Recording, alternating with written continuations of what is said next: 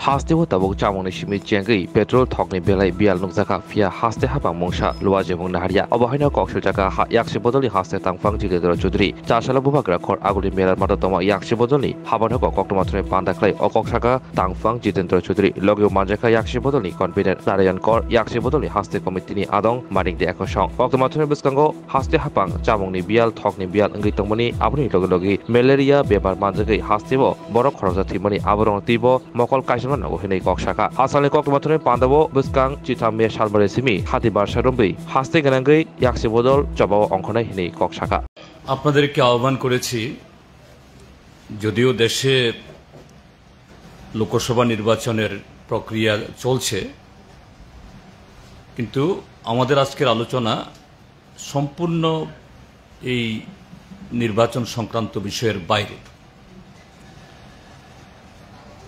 এই মাসটা মে মাস April May আমাদের এই অঞ্চলে অতীতেও এখানকার যে জলবায়ু কখনো খরা হয় কখনো অতিবৃষ্টি হয় সাথে কিছু ঝড় তুফান ইত্যাদি থাকে তো এটা হঠাৎ করে কোনো একটা বছরের আকস্মিক ঘটনা নয় এটা সবসময় হয়ে থাকে এই জন্য রাজ্য সরকারের জনজীবনের যে এই জাতীয় নানা ধরনের সমস্যা হতে পারে এটাকে মাথায় রেখে আগাম প্রস্তুতি সরকারের সবসময় থাকে কিভাবে খরা হলে পরে পানীয় জলের বন্দোবস্ত করা অতিবৃষ্টি হলে পরে সেখানে উদ্ভূত পরিস্থিতি মোকাবেলার জন্য কি ধরনের প্রস্তুতি গ্রহণ করা যায় তার জন্য আগাম সেভাবে ব্যবস্থা নেওয়া ঝড় তুফান হলে পরে বিদ্যুতের কিছু ক্ষতি সবসময় হয়ে থাকে তার জন্য র্যাপিড টাস্কফোর্স ইত্যাদির মাধ্যমে দ্রুত জনজীবন স্বাভাবিক করার পরিস্থিতি আর এই সময়েতে কাজ খাদ্যের এই খরা ইত্যাদি থাকার কারণে অন্য কাজ কম থাকে সরকারের তরফ থেকে অতিরিক্ত ব্যবস্থা সেখানে করতে হয় কিন্তু অত্যন্ত উদ্বেগের সাথে লক্ষ্য আমরা করছি আজকে আমাদের পার্টির রাজ্য সম্পাদক মণ্ডলীর সভা গেছে সকালবেলা আমরা এই বিগত কয়েকদিনের কয়েক সপ্তাহের সারা ত্রিপুরা রাজ্যের মধ্যে এই উদ্ভূত পরিস্থিতি নিয়ে আমরা পর্যালোচনা করেছি এটা দেখে অত্যন্ত উদ্বেগের সাথে লক্ষ্য করেছি আমরা যে সামান্য ঝড় বৃষ্টি সেরকম তুফান ইত্যাদি কিছুই হয়নি এবার অন্য সময়তে কালবৈশাখীতে যেরকমভাবে তাণ্ডব হয় সে তাণ্ডব বলতে কিছুই হয়নি কিন্তু কোনো কোনো এলাকাতে যেখানে এরকম কিছু হয়েছে বিদ্যুৎ চলে গেছে 2 দিন 3 দিন 4 দিন 5 দিন 6 দিন অবধি প্রশাসনের কোনো ধরনের মানে সাক্ষাৎ নেই তার কোনো চেহারা দেখা যাচ্ছে না এতে শুধু বিদ্যুতের সমস্যা না পানীয় জলের সমস্যা সেচের প্রবলেম হাসপাতালে রোগীদের দুর্দশা একটা বহুমুখী সংকট যে এখনো রাজ্যের বিভিন্ন প্রান্তে চলছে সরকারের কোনো ধরনের কোনো ভূমিকাই নেই দুই হল কাজ খাদ্যের অভাব কত 4.5 মাস 5 মাস ধরে রাজ্যের বিভিন্ন ব্লকে কোনো কাজ নেই বিশেষ করে এডিস এলাকাগুলোতে ছামনু ব্লক এদিকে লংথরাইবেলির গঙ্গানগর ব্লক বন্ডাছড়া রাইমাবেলি ব্লক রস্যবাড়ি ব্লক ওদিকে দশদা জাম্পুই হিলস দামছড়া এবং দক্ষিণ ত্রিপুরাতেও যেসব জায়গাতে রাবার বাগান ইত্যাদি কম রিজার্ভ ফরেস্টের কারণে সেসব জায়গাতে যে প্রচণ্ড অভাব তৈরি হয়েছে, সরকার নির্বিকার। গত 4-5 মাস ধরে শুধু কাজ নেই তা না, এর আগে যে কাজ হয়েছে কোনো কোনো ব্লকে তার মজুরি এখনো প্রদান করা হয়নি। তার সাথে হলো যে এই পেট্রোল, ডিজেল, গ্যাস, পেট্রোল এবং ডিজেল বাইরে থেকে আসে, ঠিক আছে, এতে না হয় একটা অপ্রতুলতা থাকবে, কিন্তু তার জন্য সরকারের তো আগাম ব্যবস্থা থাকবে। দেশে এখন এই ডাবল ইঞ্জিনের সরকার, ত্রিপুরার যে ট্রিপল ইঞ্জিনের সরকার, এই আগরতলা শহরেই যে ডিজেল পেট্রোলের জন্য 1.5-2 কিলোমিটারের বেশি লম্বা লাইন হচ্ছে, পুলিশকে শৃঙ্খলা রক্ষা করার জন্য লাঠিচার্জ করতে হচ্ছে। এরকম পরিস্থিতি যে সেরকম প্রাকৃতিক দুর্যোগ তো এবছর হয়নি, যদি সেরকম হতো তো বোঝা যেত যে না, এটা সামলাতে পারছে না, কিন্তু কিছুই হয়নি। তারপরেও যে সরকারের কোনো ধরনের যে এই নজর নেই, নির্লিপ্ত, সবাই ব্যস্ত নির্বাচনের প্রচার। হ্যাঁ, ঠিক আছে, এটা আমাদের দেশের সর্বোচ্চ গণতান্ত্রিক একটা লড়াই। মন্ত্রীরা কেউ কেউ বাইরে যাবেন, মুখ্যমন্ত্রী বাইরে যাবেন, কিন্তু রাজ্যের এই অচলাবস্থা দেখার জন্য তো কেউ থাকবেন। এখানকার প্রশাসনকে সেরকম নির্দেশিকা থাকবে কোথায়? এই যে মোদী সরকার বলছে গত 10 বছরে উত্তর পূর্বাঞ্চলের নাকি পরিকাঠামোর প্রভূত উন্নতি হয়েছে, হীরা, হাইওয়ে, ইন্টারনেট, রেলওয়ে ইত্যাদিতে নাকি একেবারে উন্নত দেশের পর্যায়ে নিয়ে গেছেন। সামান্য বৃষ্টি, সামান্য ধস, এতে রেল আসছে না, হাইওয়ে বন্ধ হয়ে যাচ্ছে। তো এগুলি যে ত্রিপুরাজ্যের জনজীবন বা জনগণের প্রতি তাদের যে দায়বদ্ধতাহীনতা, নির্লিপ্ততা, তারই নিদর্শন। তার এর প্রতিবাদে আমাদের পার্টি আমরা ঠিক করেছি আগামী 13 তারিখ অর্থাৎ সোমবার থেকে 18 তারিখ শনিবার 1 সপ্তাহ ব্যাপী আমরা ত্রিপুরাজ্যের সমস্ত মহকুমাতে গণতান্ত্রিকভাবে, শান্তিপূর্ণভাবে সরকারের এই উদাসীনতার বিরুদ্ধে এবং দ্রুত যাতে জনজীবনের এই যে বিপর্যয় এ সুরাহার জন্য প্রশাসনের সমস্ত অঙ্গকে তারা এই সজীব করে, সতেজ করে, সক্রিয় করে, তার জন্য আমরা ডেপুটেশন দেব, কোথাও বিক্ষোভ আমরা করব এবং আগরতলা শহরে 14 তারিখে আমরা আগরতলা শহরেও একটা এরকম করব। এর সাথে আমরা দাবি জানাচ্ছি যে কাজ শহরে এবং গ্রামে রেগা এবং 12 উভয়ের কাজ দিতে হবে এবং সমস্ত বকেয়া মিটিয়ে দিতে হবে। তার সাথে হলো আরেকটা ঘটনা যে আমাদের রাজ্যের কিছু এলাকা আছে ম্যালেরিয়া প্রবণ।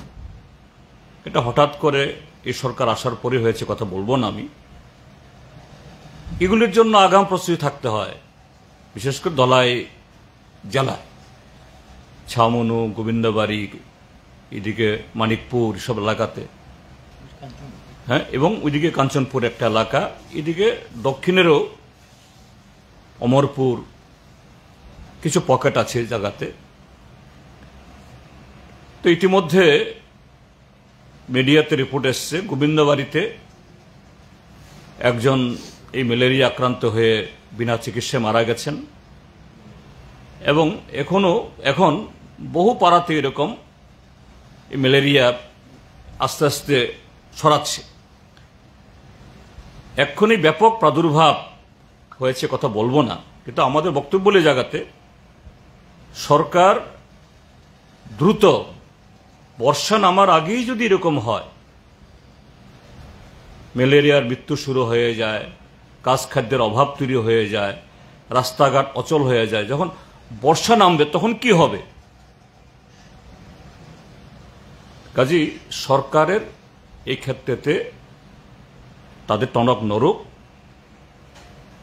প্রশাসন এসব জায়গাতে যাক এবং কিভাবে এই জনজীবনকে সচল করা যায়, মানুষের যে নিত্য প্রয়োজনীয় এই চাহিদা এগুলো মেটানোর জন্য ব্যবস্থা গ্রহণ করা যায় তা দেখো। এই হলো মোটামুটি আমি উল্লেখ করলাম। কমরেডরা একটু অন্য বিষয় যদি যুক্ত করেন।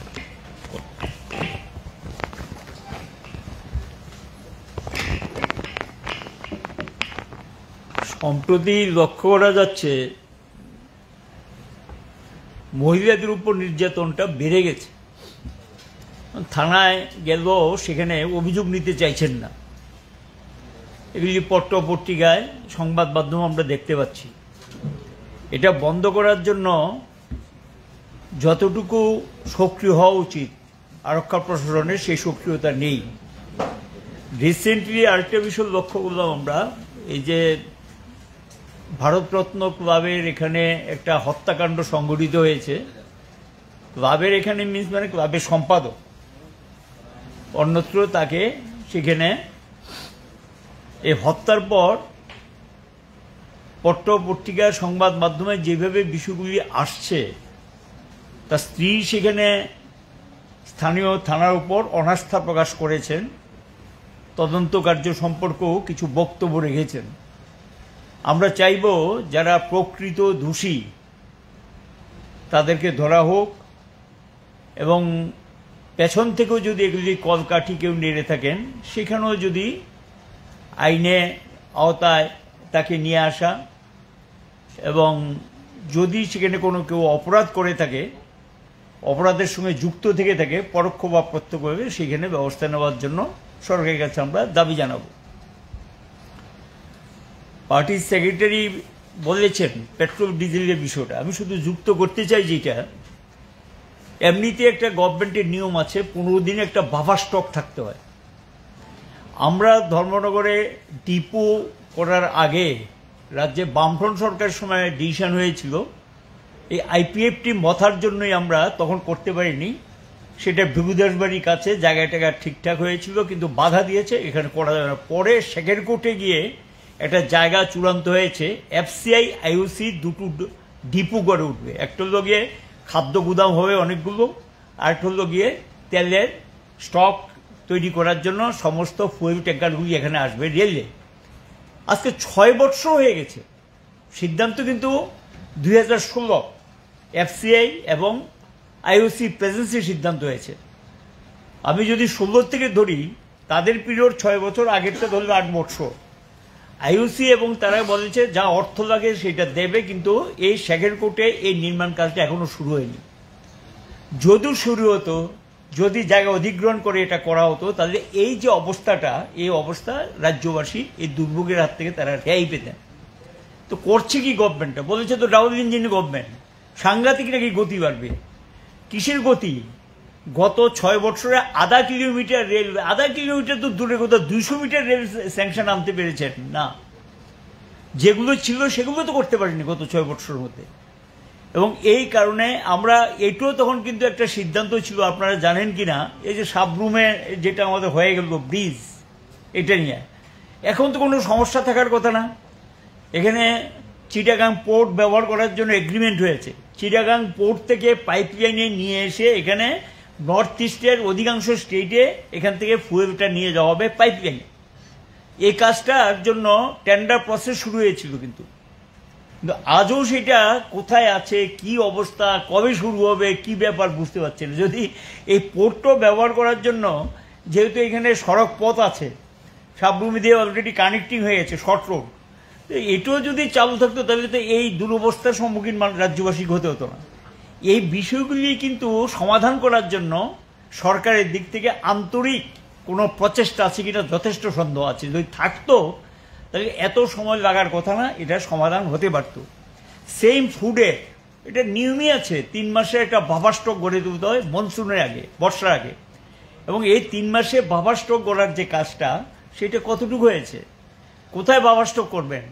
নতুন ফুড গঠন কটা হয়েছে? বা ওইখানে যে সেকেন্ড কোর্টে যেটা হওয়ার কথা, এফসিআই ডিপো যেটা গড়ে তোলার কথা, সেখানে খাদ্য গুদামে একোয়ার ইত্যাদি, হ্যাঁ, এটা কিন্তু কিচ্ছু অগ্রসর হয়নি। তো এই যে অবস্থাটা, এই অবস্থাটা যদি চলতে থাকে, রাজ্যবাসীর তো একটা সহ্যের সীমা আছে। কখনো গ্যাস নেই, কখনো পেট্রোল নেই, কখনো ডিজেল নেই, কখনো পেঁয়াজ নেই, কখনো রেশন নেই। এটা কতদিন চলবে? আর এই যে লামডিংয়ের যে ঘটনাটা ঘটছে, গঙ্গার নিচে দিয়ে হয়, ওয়েলকাম, আমাদের কোনো আপত্তি নেই। আপনারা জানেন হাওড়া স্টেশন যুক্ত হয়েছে। আর এটা কি লামডিংয়ের এই ঘটনা, বছরের পর বছর এই ঘটনা ঘটছে। প্রতি বছর বর্ষা আসলেই এই রাজ্যের মানুষকে এই যে গতবারও তো 3 মাস বন্ধ ছিল, 3 মাস কাহাতকে কিন্তু কতদিন চলবে? এটাকে অল্টারনেট কোনো অ্যারেঞ্জমেন্ট করা যায় না? এই যে অবস্থাটা চলছে। আরেকটা হল সড়ক পথে সোনারপুর এলাকা, এখন সুড়ঙ্গ পথে তো অনেক জায়গাতে সুড়ঙ্গ রাস্তা নির্মাণ হচ্ছে, সুড়ঙ্গ করে। তো এখানে গিয়ে ওইটাও সুড়ঙ্গ করা যায়, কোনো ব্যাপার নেই। এগুলি সমাধান যদি একদিকে একটা মানে পার্মানেন্টলি সলিউশনের একটা ব্যবস্থা করা, আর টেম্পোরারি রাজ্যে যাতে একটা বাফার স্টক গড়ে দিতে তার জন্য ব্যবস্থা করা। আপনারা জানেন একসময় আমাদেরকে সেই মেঘালয় দিয়ে সিলেট হয়ে তারাও কৈলাসহর এবং আগরতলা দিয়ে আমাদের আনতে হয়েছে এই পেট্রোল, এগুলি আমাদের সময়ের পিরিয়ডের কথা আমি বলছি। তারপরে তো 6-7 বছর হয়ে গেছে। কি হলো? তো আপনারা তো বলেছেন অনেক কিছু করে ফেলেছেন, রাজ্যে নাকি সব সমস্যার সব সমাধান হয়েছে। এই নিয়ে সমাধানের চিত্র। যে জিনিসপত্রের দাম বাড়ছে, লাগাম ছাড়া অবস্থা, জিনিসপত্রের দাম বাড়ছে, স্বাভাবিক। এটা সুযোগ নেবে ব্যবসায়ীরা। এবং এই রাস্তাঘাট যদি এখানে নিরবিচ্ছিন্ন যোগাযোগ না থাকে, এটা হবে। এই ক্ষেত্রে আমরা বাধ্যই এখন রাস্তায় নামা ছাড়া আমাদের কোনো পথ নেই। আমাদের সেক্রেটারি বলেছেন, আমাদের সম্পাদক মণ্ডলীর সিদ্ধান্ত, রাস্তায় নেমে এর প্রতিবাদ আমরা করব। আমরা চাইব সরকার যাতে দ্রুততার সঙ্গে, দেখা গেল 7 দিন 10 দিন পরে আমাদের, আমি পেপারে যা দেখলাম, রাজ্যের মুখ্যমন্ত্রী চিঠি দিয়েছেন।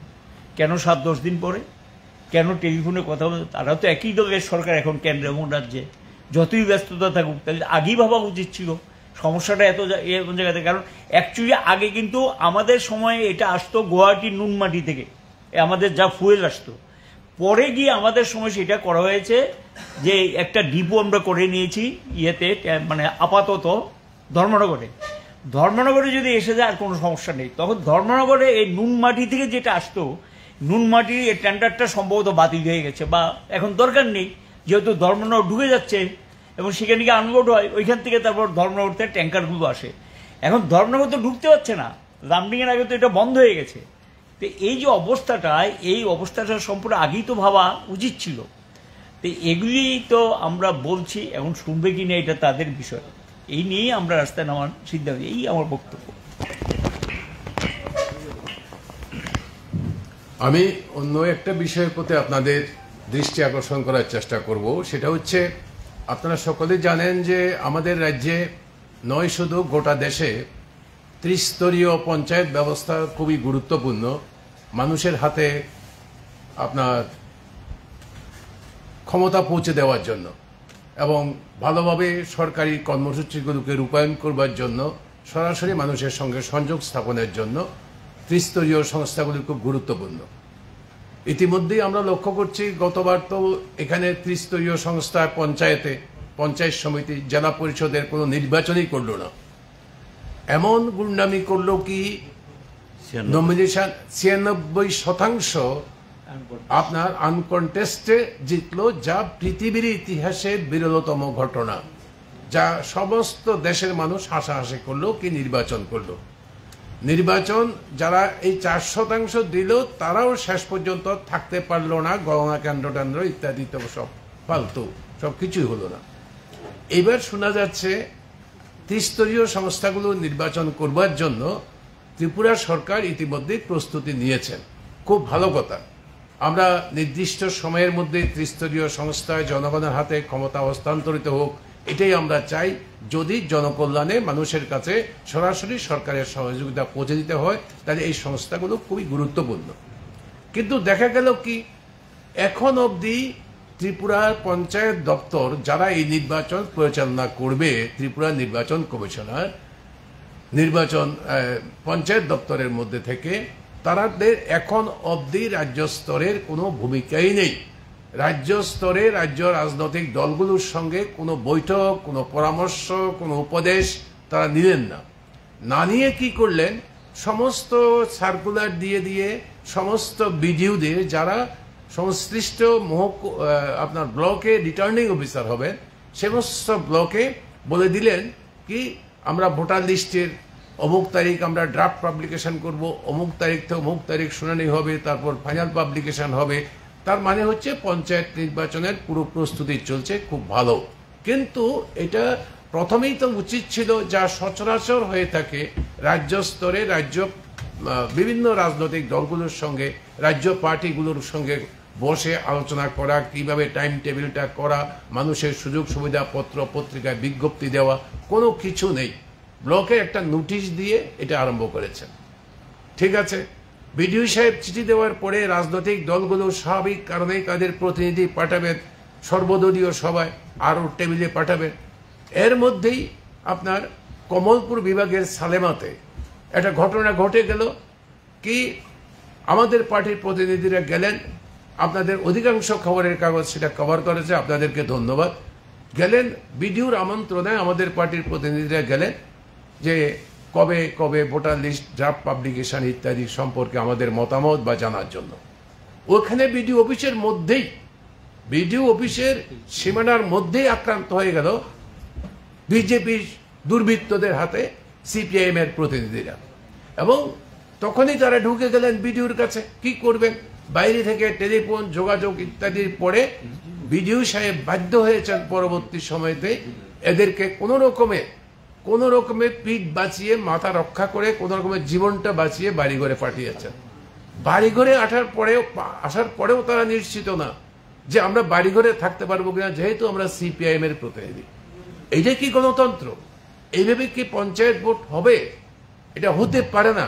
এটা হচ্ছে একটা লক্ষণ, যে লক্ষণ দিয়ে পরিষ্কার প্রমাণ করে, আপনারা পরবর্তী সময় দেখবেন জুলাইতে যখন নির্বাচন করবে সম্ভবত, তখন দেখবেন এই নির্বাচনটা একটা প্রহসনে পরিণত করবার জন্য এখন থেকে সব পরিকল্পনা তৈরি করেছে, এবং গ্রামের সমস্ত দুর্বৃত্তদের এই কাজে ব্যবহার করবার জন্য রাজ্য শাসক পার্টি, বিশেষ করে বিজেপি, এই কাজে এখন থেকে নেমে পড়েছে।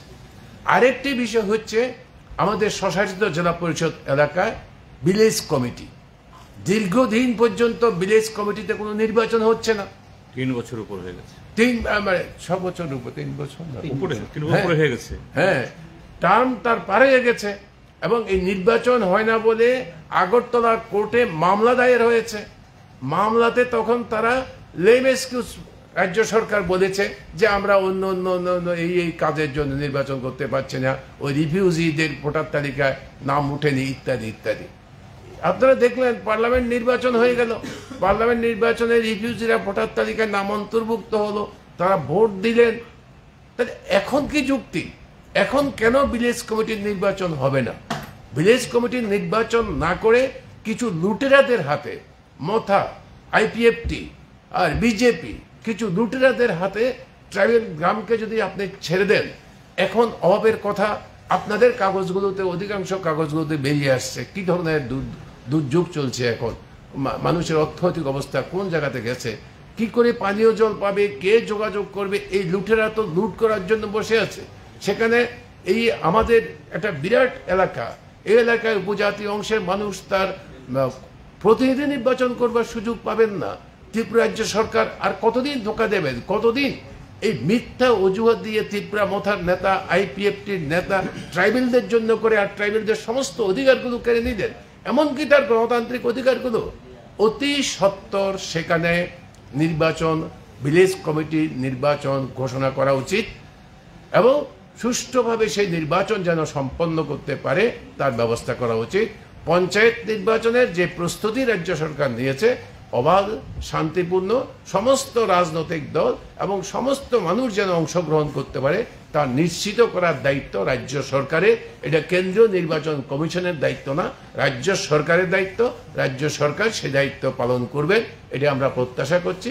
আমরা সেদিকে লড়াইতে আমরা যাচ্ছি। এই হচ্ছে আমার বক্তব্য। আর একটা বিষয় যোগ করছি আমি, সম্প্রতি এটা আপনারাও সবাই দেখেছেন এবং অনেকে খবর করেছেন, ত্রিপুরা স্টেট কোঅপারেটিভ ব্যাংকের 100 কর্মীরা নিয়োগ করবে এবং তার জন্য লিখিত পরীক্ষার মাধ্যমে অতীতেও হয়েছে। শুধু ত্রিপুরা স্টেট কোঅপারেটিভ ব্যাংক না, যে অন্যান্য এই ন্যাশনাল ব্যাংকেরও রিজনাল লেভেলেরও এরকম রিক্রুটমেন্টে এই ত্রিপুরাজ্যেই হাজার হাজার কর্মপ্রার্থী ক্যান্ডিডেটকে নিয়ে এরকম রিটেন টেস্ট ইত্যাদি করে তারপরে নিয়োগ হয়েছে। স্টেট গভর্নমেন্টের বিভিন্ন ডিপার্টমেন্ট তো হয়েই, কিন্তু আমরা প্রথমবার দেখলাম যে এই ব্যাংকের এই নিয়োগের জন্য যে নিয়োগ পরীক্ষা 18,000 সামথিং তারা তথ্য দিয়েছেন, তার জন্য নাকি ত্রিপুরাতে পরিকাঠামো নেই। এজন্য আসামের বিভিন্ন শহরে, গুয়াহাটি আর কোন কোন জায়গায় জানি, হ্যাঁ, এবং আমার জিজ্ঞাসা, আগরতলা একটা রাজ্যের রাজধানী শহর, এই রাজধানী শহরে যদি পরিকাঠামো না থাকে, আমি আসামের গুয়াহাটি বাদ দিলাম, শিলচর, ডিব্রুগড়, তেজপুর,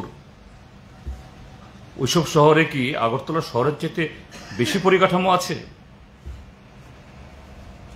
আর এই রাজ্য থেকে 18-19 হাজার ছেলে মেয়ে গিয়ে সেখানে গিয়ে পরীক্ষায় বসবেন, কোথায় তারা থাকবেন? আর থাকার ব্যবস্থা থাকলেও এই যে যাতায়াত, খাওয়া দাওয়া ইত্যাদির জন্য তাদের বিশাল পরিমাণ অর্থ খরচ করতে হবে। কতজন যুবক যুবতী বা কতটা পরিবারের এই ক্ষমতা আছে? 1,000 টাকা করে ফিস নিছে। হ্যাঁ, ফিস তো মানে নেই। তো এই ঘটনাও আর একটা, যে ত্রিপুরাজ্যের বর্তমান এই ট্রিপল ইঞ্জিনের সরকার, এটা শুধু ত্রিপুরাজ্যের জনগণকে ট্রাবল দেওয়া, ট্রিপল ইঞ্জিনের সরকার শুধু ট্রাবল দেওয়াটাই তাদের যে লক্ষ্য, এটা প্রমাণিত, এটা কাজ দেওয়ার জন্য না। এখন কি করবে যুবক যুবতীরা? বাধ্য হয়েছেন যাওয়ার জন্য, এবং একটা দুর্ঘটনা ঘটল।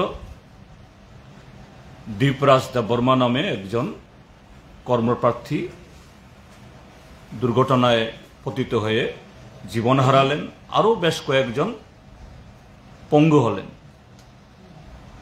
কিন্তু দেখলাম রাজ্য সরকারের তরফ থেকে কোনো ধরনের এই ব্যাপারে হেলদোল আছে যে না,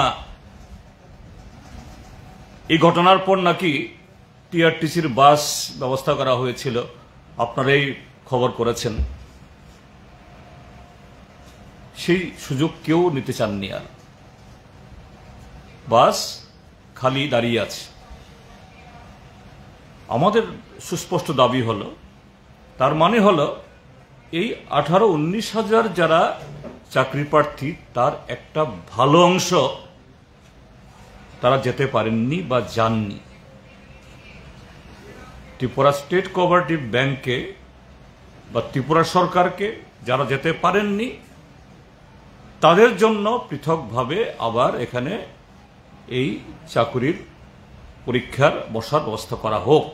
1, 2 হলো দীপরাজ দেববর্মার পরিবারকে, তিনি সদ্য বিবাহিত, তার স্ত্রীকে একটা কর্মসংস্থান ব্যবস্থা করা হোক। আর যে সমস্ত এই পরীক্ষার্থী আহত হয়েছেন, এখনো চিকিৎসা গ্রহণ করছেন, তাদের সম্পূর্ণ খরচ সরকার বহন করবে। চতুর্থত হলো আগামী দিন যাতে এরকম কোনো হঠকারী সিদ্ধান্ত ত্রিপুরা সরকার গ্রহণ না করেন। ত্রিপুরাজ্যের চাকুরি, ত্রিপুরাজ্যেই এখানেই পরিকাঠামো যদি কোথাও কম থাকে ব্যবস্থা করুন। আমরা যেখানে দাবি জানাচ্ছি যে রেলওয়ে রিক্রুটমেন্ট বোর্ডের একটা সেন্টার আগরতলা করার জন্য, আমরা যখন এমপি ছিলাম, ত্রিপুরার যে 3 জন এমপি একসাথে গিয়ে আমরা তখনকার রেলমন্ত্রীকে আমরা বলেছিলাম এবং তিনি মোটামুটি রাজি হয়েছে, ঠিক আছে আমি নেক্সট ভাববো। এখনকার এমপিরা বা এখনকার সরকার তো এটা নিয়ে কোনো মাতামাতি করেন না, কারণ অবশ্য করবেন কি করে, তাদের সরকার তো রেলে বিক্রি করে দিচ্ছেন, রিক্রুটমেন্টের বোর্ড কোত্থেকে হবে। ত্রিপুরার যে বর্তমান বিধানসভার অধ্যক্ষ মাননীয় বিশ্ববন্ধু সেন মহোদয়, আমরা দেখেছি আমরা যখন সরকারে ছিলাম তার প্রত্যেকটা অধিবেশনে একটা প্রশ্ন থাকতো ধর্মনগরে একটা রেল ডিভিশন করার জন্য। রেল ডিভিশনই তো ধর্মনগর। আমি এখন ওনাকে জিজ্ঞেস করি, মাননীয় স্পিকার মহোদয়, এখন তো আপনি স্পিকার, আপনি একটা রুলিং দিয়ে দেন না। ত্রিপুরা সরকার সমস্ত মন্ত্রীরা গিয়ে দিল্লিতে গিয়ে ধর্ণা দাও রেল ডিভিশনের জন্য।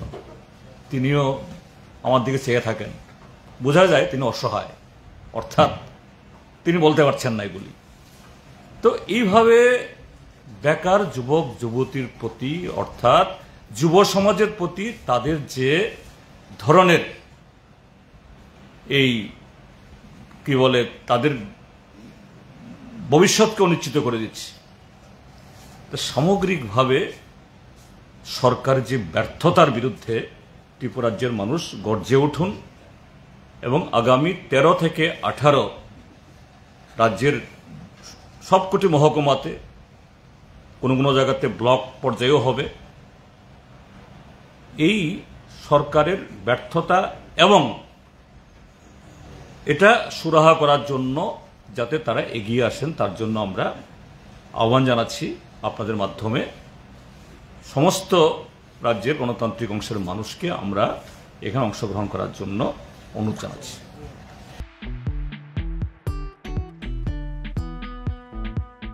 जुदा-जुदा बेमार मानजागै हामिमाया अंगि तंखा हायदा तावाना सिदि kaham kaham shak nanyarok bai naikoljak tei duljak clinic tabuk nini ani jotoni ganawono grungshauno kaham shakduk mangduk najagei mano najagei bitongo Mohanam Mediclinic and Diagnostic Center oro khunju bokung tei totorani bemuk nanyak grung tongo MS ENT specialist head and neck surgeon Dr. Rakesh Tripura bonokari butongo obstetrician and gynecologist chest medicine general surgeon child specialist consultant neuro psychiatrist aksong Dr. Shaknaima Kari of Clinico Ketal Jurani Ketal Machine Drug by Shak Najagi Tongo Te Test Rogbo Klajago Romdi Blood Test Ultrasonography ECG Holter EEG Echocardiography Digital X-ray Pathology Pharmacy PFT Akoro Haike Asekta Lersidi Faidi Mohanam Mediclinic and Diagnostic Center Nikuma Agartala Old Kalibari Road Kodamtola Krishnanagar Kogdok 93-628-24100 Tikisa Kogdok number 857-582-7871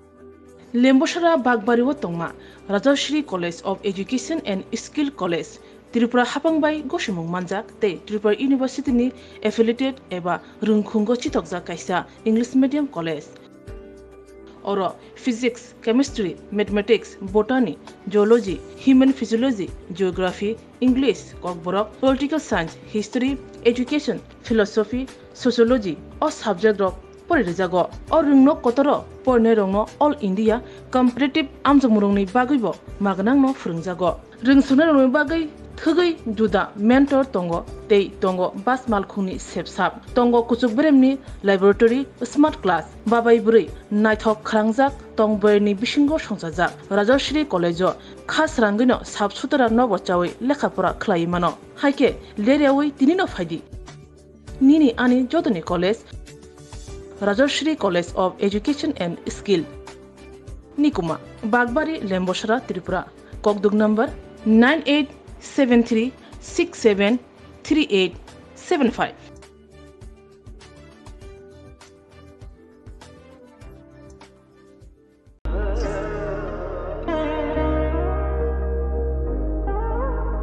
खुलुम खाजो तो न स्वर्णकमल jewellers नि बखाक्तै त्रिपुरा हासिनि जतो लुकुरंग न आनि खाका हम याफरो ओ स्वर्णा अक्षनो तै फाइनि फर्स्ट मे निशमी 11 मे जरा नरगनि बागे ऑफर चेंगे रजांगनाय स्वर्णकमल नि उदयपुर ते अगरतला शोरूम ओ ऑफर तंगनाय फ्रांसफ पाइथानी 300 ऑफ टेट डायमंड पाइथानी पर ग्राम 100 ऑफ टी लोगो तंगनाय 100% मेकिंग चार्ज ऑफ मेरा लकी ड्रॉवर ते लकी ड्रॉवर तंगनाय रांजर नि नेकलेस ते रांजर नि पैसा ते बम्पर ऑफर तंगनाय डायमंड रिंग आइब्रुम तंगनाय रांसाक नि कॉइन ते शकात बोरजांनाय फाइडिंग केन जो तननो लाम शो खामबाय